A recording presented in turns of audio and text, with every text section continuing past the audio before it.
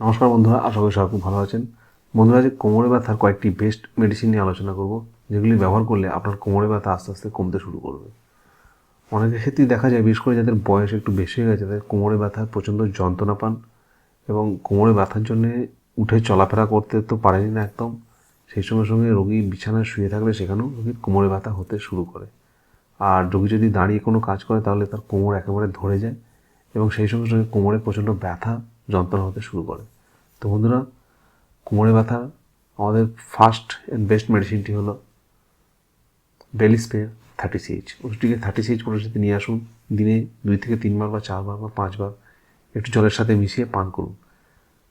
মেডিসিনটি নেবার 1 দিন বা 2 দিনের পর থেকে আপনি দেখতে শুরু করবেন যে আপনার কোমরে ব্যথা আস্তে আস্তে কমতে শুরু করেছে এবং একটা সময় গিয়ে কোমরে ব্যথা একেবারে ঠিক হয়ে যায়, যেখানে ব্যথা একদম ভেতর থেকে উঠে আসছে। কোমরে ব্যথা সাধারণত যদি আপনার কোনো জায়গায় আঘাত লেগে হয় বা আঘাত না লাগার জন্যও যদি কোমরে ব্যথা হয়ে থাকে, সেক্ষেত্রে ওষুধটি খুব ভালো কাজ করবে। 30 পরিস্থিতি 2 ড্রপ করে ডাইরেক্ট জিভে নিতে পারেন অথবা জলের সাথে মিশিয়ে পান করতে পারেন। দিনে 2 থেকে 3 বার বা 4 বার অবশ্যই খুব ভালো ফল পেতে শুরু করবেন।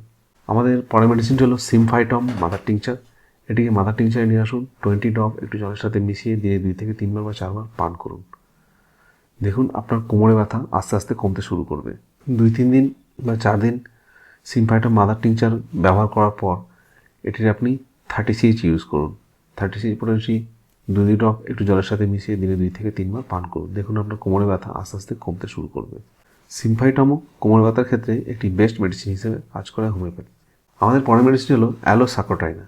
যেখানে কোমরের ব্যথা তো প্রচণ্ড রয়েছে এবং রোগী নড়াচড়া করলে কোমরে ব্যথা বৃদ্ধি পায় এবং ছুঁচ ফোটানোর মতো ব্যথা রোগী অনুভব করে, সেক্ষেত্রে অ্যালোসাকোটাইনা 30 CH 2 ড্রপ জলের সাথে মিশিয়ে পান করতে পারেন, অবশ্যই খুব ভালো ফল পাবেন। আমাদের পরের মেডিসিনটা হলো ক্যালকেরিয়া কার্ভ 30 CH।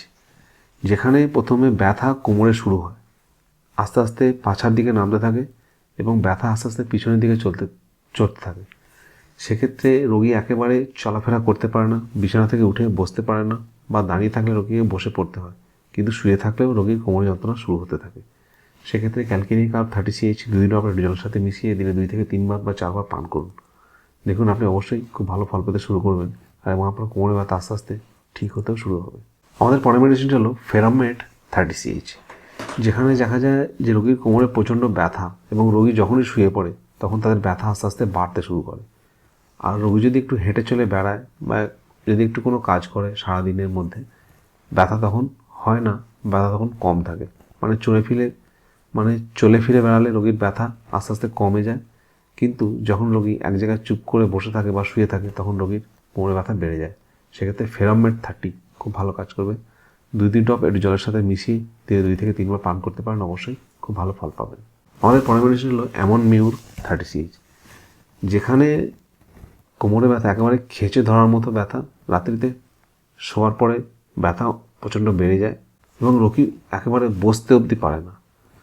রোগী যখনই বসে থাকে তখন তার ব্যথার বৃদ্ধি বেড়ে যায় এবং হাড়ে এক ধরনের টান রোগী অনুভব করে। সেক্ষেত্রে এমন মিউর খুব ভালো কাজ করবে। 30 পরিবেশে 2 ড্রপ করে অ্যাডজেস্ট নিতে পারেন অথবা জলের সাথে মিশিয়ে পান করতে পারেন।